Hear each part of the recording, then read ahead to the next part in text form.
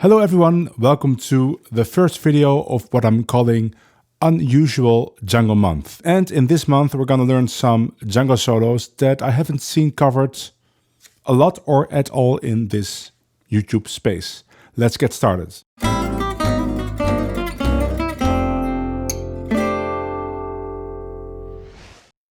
So the solo for today's video is the solo that Django plays on the beautiful song Souvenirs. And if you haven't heard it, go listen to the original. There's a link in the description. And we're gonna just start with phrase number 1, which is the intro. 1, 2, 3, 4.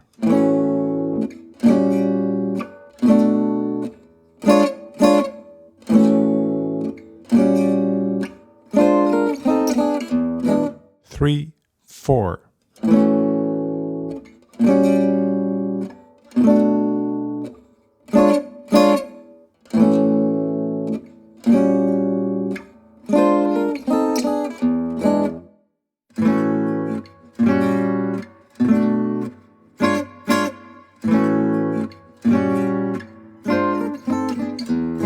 Django is basically playing the chords with some melodical embellishments and it sounds great. So it starts with a 1 and then a diminished chord 2-5. So 1 in A, diminished chord B flat, diminished to lead to B minor, E7.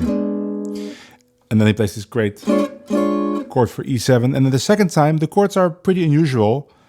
A, B flat diminished, and then we get B flat 7, E7. That is a chord progression that you don't see often. Actually, I have never seen it. It's the only place I know that it exists. So when you have a chord progression like that, that is pretty unusual, you need to find something really pretty to play to make your ears accept it. And that's what I think Django accomplished by playing this thing. You don't even notice it's going to B flat 7. And I think you could use this intro for other songs as well. You could play it slowly for ballad or slow medium for a medium slow tune like Souvenirs. 1, 2, 3, 4.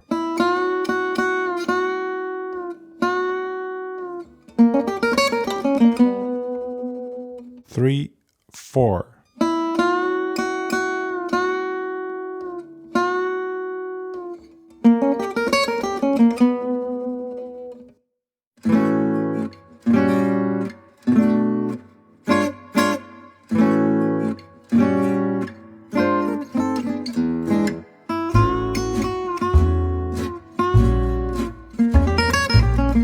I actually don't know who wrote this tune. I'm guessing it's actually Django, maybe Django and Grappelli. So this must be the theme, but as usual, when Django plays the theme, he's very free. So it's both a theme and an improv. And this first phrase, probably the theme.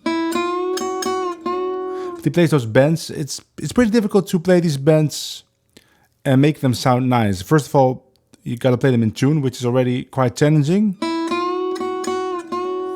The best thing is to bend back right before you make a new bend. So you bend up, bend back, bend up again, and bend quickly. Don't bend too slow, don't bend. Bend quickly. Bend quickly, but bend audibly. And then we get this typical Django way of playing a diminished arpeggio where he skips one note. And the reason is that it's very easy to play with 2 fingers. If you want to play it like Django, you have to play it like that. But I like putting my fingers down for that shape. So you get this sound. With a little bit of string ringing, but both ways work well. Let's go to the next phrase. 3, 4, 1.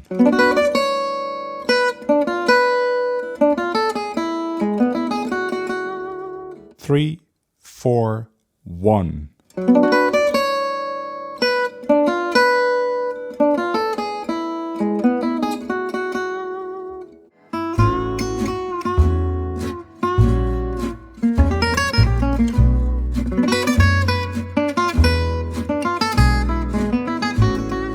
Here we get an interesting phrase based on some chord shapes, starting with a B minor shape.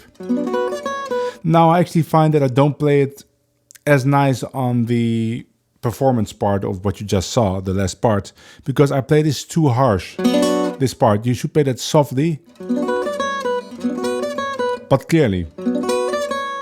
Then we get this, you could say a B half diminished arpeggio or D minor 6, played on E7. So you get an E7 sus flat 9 sound, so this sound.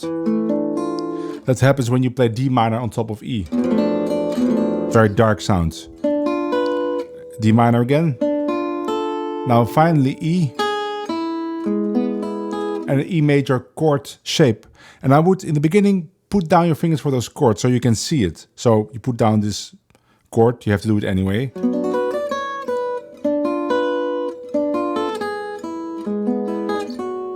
And of course you gotta let go of your fingers to make it sound like you're playing separate notes and not rolling a chord shape. Now another thing to notice is that the rhythms that I wrote down are just an approximation of what Django is playing. He's playing it very freely, almost floating on top of the beat, so I played it very carefully in the slow demonstrations, but just in the regular performance, you can be free with the rhythms. You don't have to play those 60s notes like they're written, just be free.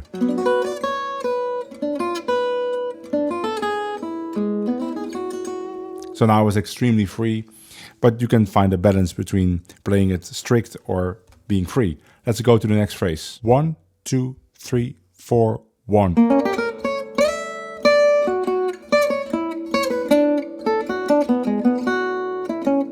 Three, 4, 1.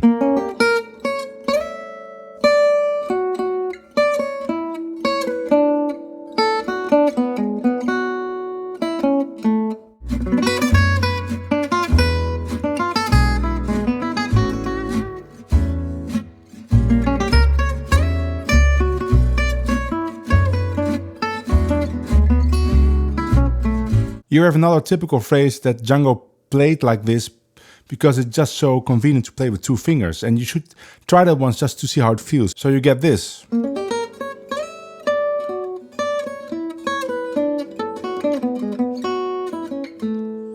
Pretty comfortable, and you get a great line consisting of a diminished arpeggio. Now I use my fingering. Now you get a bunch of 60 intervals. That's great stuff to play on B minor. And now we get a partial E7 9 arpeggio. And the resolution to A. Great phrase. Let's go to the last phrase of this video. 3, 4, 1, 2.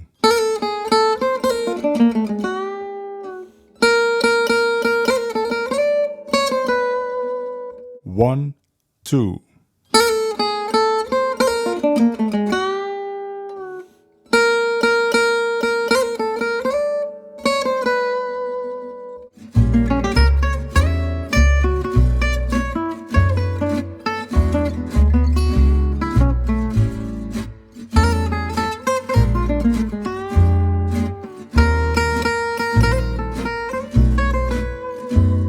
So we arrived at the last phrase, and that will be the last phrase of this video, but of course I'm gonna do the rest of the solo as well, especially for my patrons over on patreon.com. And if you join there for the €10 level, you get access to the second half of this video, and of course the downloadable tab. If you join for the €5 tier, you get access to the tab for this lesson, and of course also many other tabs from previous videos on both tiers. This phrase actually starts on the B flat 7 chord. On the A7 he's still playing, but I see this as an embellishment for the B flat. Typical Django B flat lick. You could even play the A flat on the B string before going to the F. So you get... I would actually do that. It's a little bit easier because then you can alternate on the B string. Without it you get what Django plays. Great bend to the 13. And then we get this great phrase that really fits the chords. Because the chords there are pretty unusual. We go from A7 to B flat 7 to E flat 6 to B7 to E. That's an unusual modulation, but it really works, especially with this line that Django plays. And notice that he's sticking mostly to playing fifths and roots as notes to land on, right? On the B flat he lands on the root, on the E flat on the fifth, And on the B7 on the B. Now normally I would say, okay, avoid those roots, avoid those fifths, try to land on the 3rd or the 9. But in this part where it's really modulating, it's actually very effective to do that. Of course you don't have to, but it really works. Again, the rhythms are just an approximation. You can play it exactly as written, or you could just be free. That was it for this first part of the Souvenir solo by Django. Again, join my Patreon if you want to have access to the second part. If you like this video, please give it a like. Subscribe to my channel, that really helps me out. And if you could, please hit the all notifications bell icon so YouTube pushes this video out a little more.